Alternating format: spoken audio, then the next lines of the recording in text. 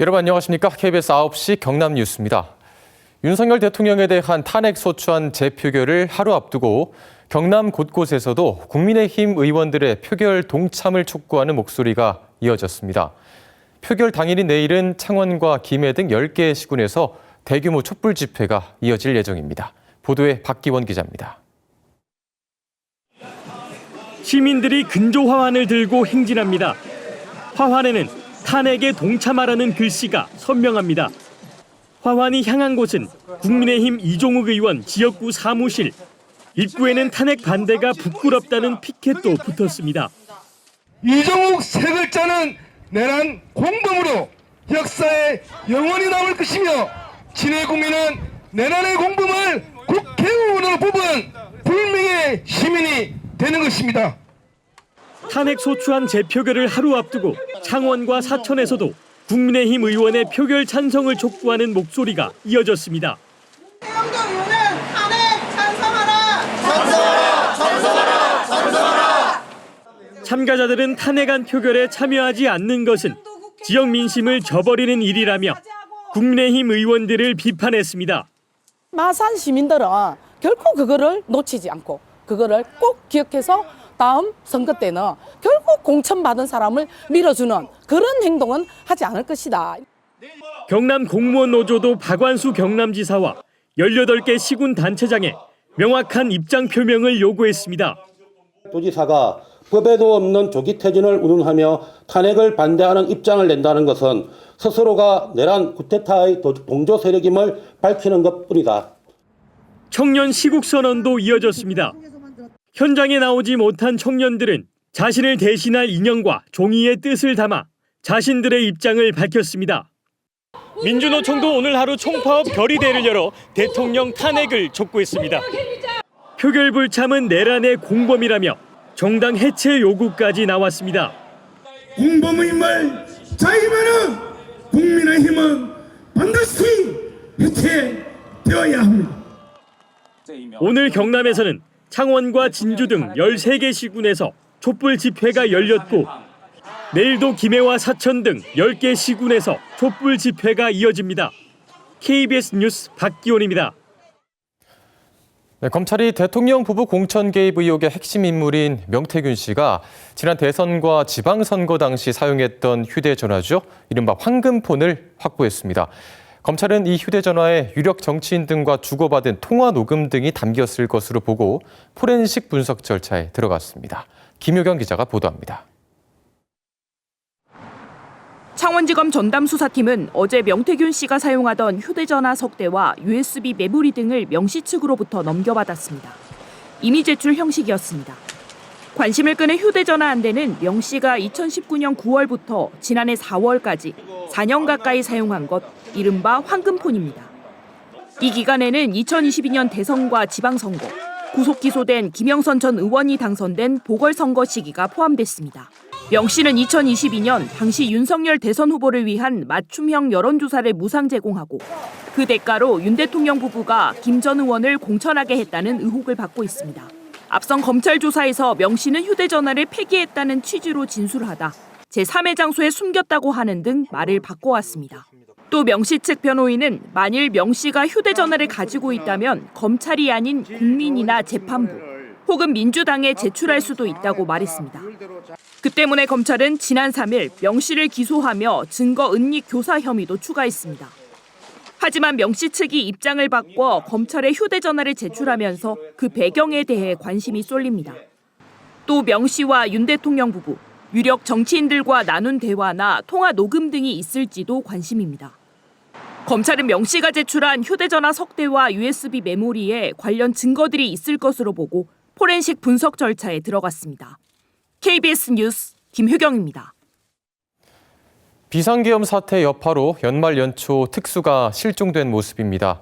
송년회와 같은 연말 회식을 자제하는 분위기 속에 소상공인들은 피해가 크다면서 대책을 호소하고 있습니다. 김영록 기자가 취재했습니다. 부산시청 주변의 한 식당. 공무원들이 자주 회식을 하는 곳이지만 올해는 연말 특수를 기대하기 힘들어졌습니다. 탄핵 정국에 들어가며 손님이 30% 가까이 줄었고 예약 문의도 뚝 끊겼습니다. 공무원 비율이 거의 한 80-90%? 네, 70% 이상인데 요즘은 거의 뭐 한 50% 이하로 거의 떨어질 정도로 12월 달 되면은 이제 단체 예약 같은 거 이제 대목 장사를 할 준비를 해야 되는데 이제 올해 12월 달에는 거의 이제 예약 자체가 없다 보니까는 이 한식당은 평소 예약 고객으로 점심시간에도 식당이 가득 찼지만 지금은 곳곳이 비었고 계엄 사태 이후 예약을 취소하는 사례도 잇따랐습니다. 예약도 하시고 따로 뭐 단체도 들어오시고 하시는데 예약 자체가 없어졌어요. 미리 예약하신 분들도 예약을 취소를 하시는 경우도 있고. 특히 원도심은 크리스마스 트리 축제 등으로 매년 연말 관광객이 몰리는 곳이지만 올해는 사정이 다릅니다. 12월 달 되면은 이제 조금 분비가 북적북적하고 이런 게 있는데 겸용하고 나서부터는 그 인구도 많이 줄어들고 그래도 한 반 정도 줄었지 않을까 싶습니다. 관광객 필수 코스가 된 전통시장도 사정은 마찬가지. 부산 상인은 전통시장을 둘러보고 지역 경제계 차원에서의 소상공인 지원 방안 등을 논의했습니다. 오늘 전통시장에서 직접 물품을 구입을 하였고 이러한 내용들을 회원 기업에게도 잘 알려 전통시장에서 기업 구매가 늘어날 수 있도록 지역 상공계는 상인들의 애로사항을 취합해 관계기관에 건의하고 지역 소비 촉진 방안을 적극 추진하기로 했습니다. KBS 뉴스 김영록입니다.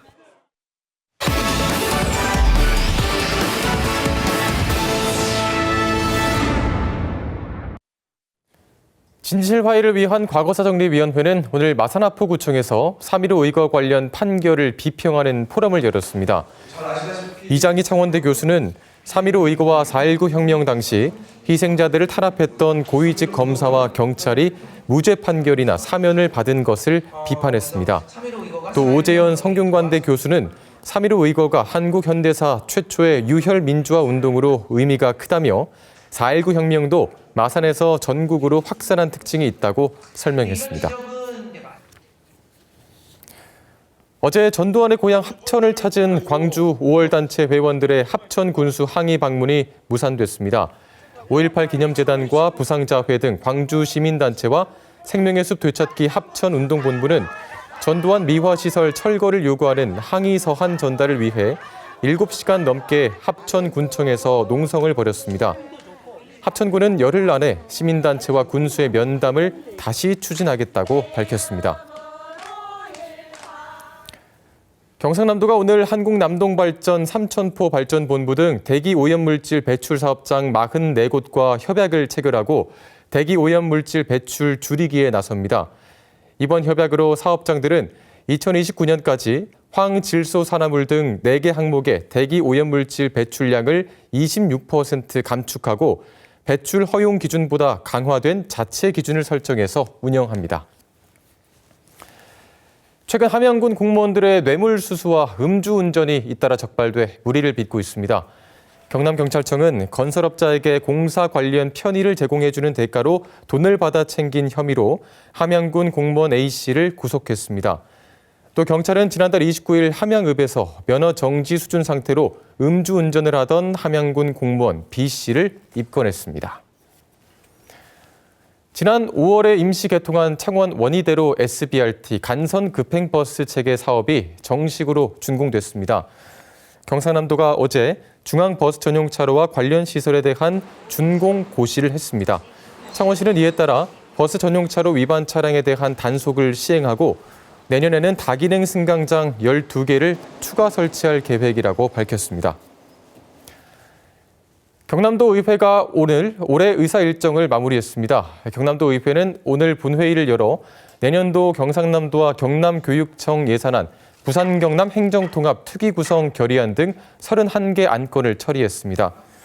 경남도 의원 62명은 우주항공복합도시 건설특별법, 남해안권 발전특별법에 조속한 제정을 촉구하기도 했습니다. 내년 첫 회기 임시회는 다음 달 7일부터 90회 동안 열립니다. 경상남도와 김해시가 내년 중에 도립 김해공공의료원 설립 예비타당성 조사를 기획재정부에 신청합니다. 김해시는 경남 동북권역 공공의료 연구 용역 결과 비용 대비 편익이 1 이상으로 경제성이 있다고 밝혔습니다. 김해시는 15개 진료 과목과 300병상 규모로 2032년 준공을 목표로 공공의료원 설립을 추진할 계획이라고 설명했습니다. 네, 지금까지 경남 소식 전해드렸습니다.